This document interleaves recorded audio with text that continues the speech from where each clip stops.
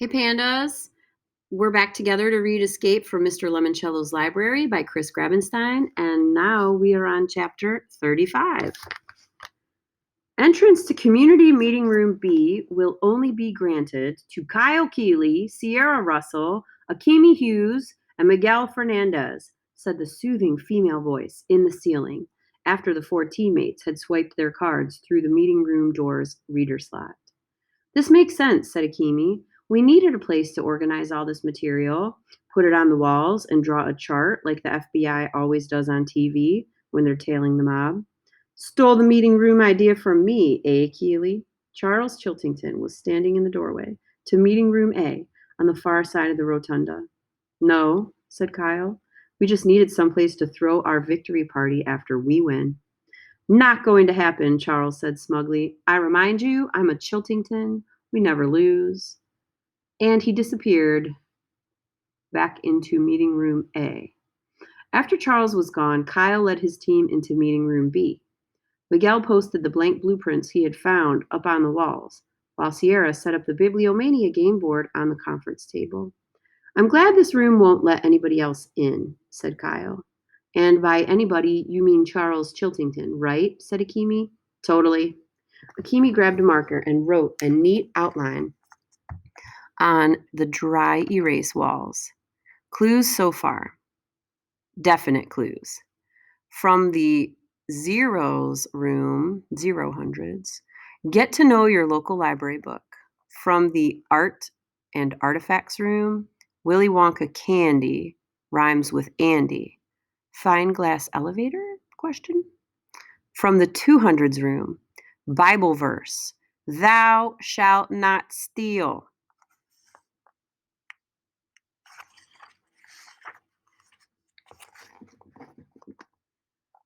Probably clues. Books, authors on the backs of library cards. Number 1, Miguel Fernandez. Incident at Hawks Hill by Alan W. Eckert. No David by David Shannon.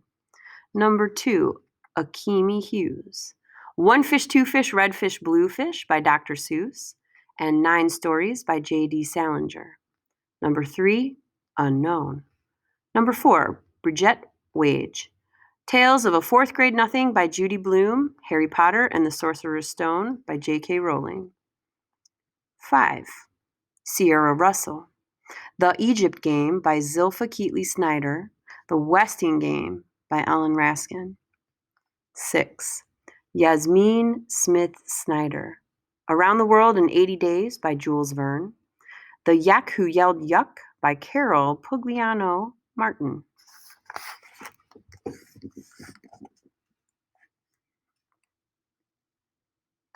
7. Sean Keegan. Olivia by Ian Falconer. Unreal by Paul Jennings. Number 8, Unknown. Number 9, Rose Vermette. All of a Kind Family by Sidney Taylor. Scat by Carl Hyacin. Number 10, Kayla Corson. Anna to the Infinite Power by Mildred Ames. And Where the Sidewalk Ends by Shel Silverstein. 11, Unknown. 12, Kyle Keeley. I Love You, Stinky Face by Lisa McCourt. And The Napping House by Audrey Wood. Maybe clues. Statues ringed around the dome. Thomas Wolfe, Booker T. Washington, Stephen Sondheim, George Orwell, Lewis Carroll, Dr. Seuss, Maya Angelou, Shel Silverstein, Pseudonymous Bosch, Todd Strasser. Wow, said Akimi, stepping back to study the walls. What an incredible mess. Yeah, said Kyle. Okay, guys, there are 8 more book rooms to explore, and who knows how many more wild cards. Whose turn is it? Yours, said Sierra. Kyle flicked the spinner. Green, the 500s, science. He pulled the first green card from the deck. 4 and 20 were once in a pie.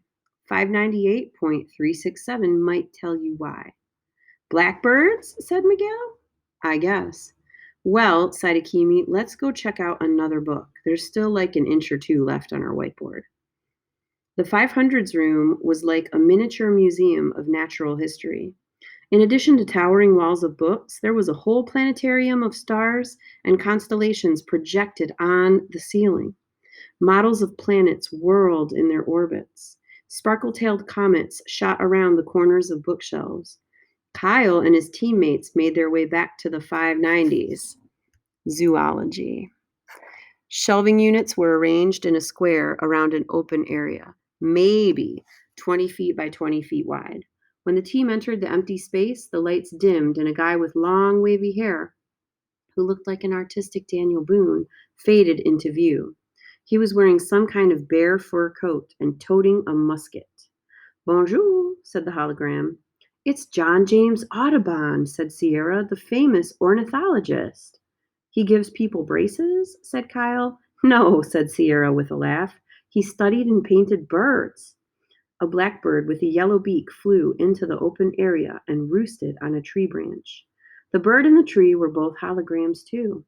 This beautiful blackbird from Alexandriaville, Ohio, said the semi-transparent Audubon image, can mimic in song the sounds it has heard. And the bird started wailing.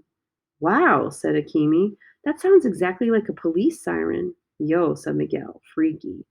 To learn more, said Audubon, be sure to read Bird Songs, Warbles, and Whistles, written by Dr. Diana Victoria Garcia, with classic illustrations by moi. With that, Audubon sat down on a camp stool. An easel appeared, the blackbird struck a pose, and the outdoorsy artist started painting the bird's portrait while humming Blackbird by the Beatles. Here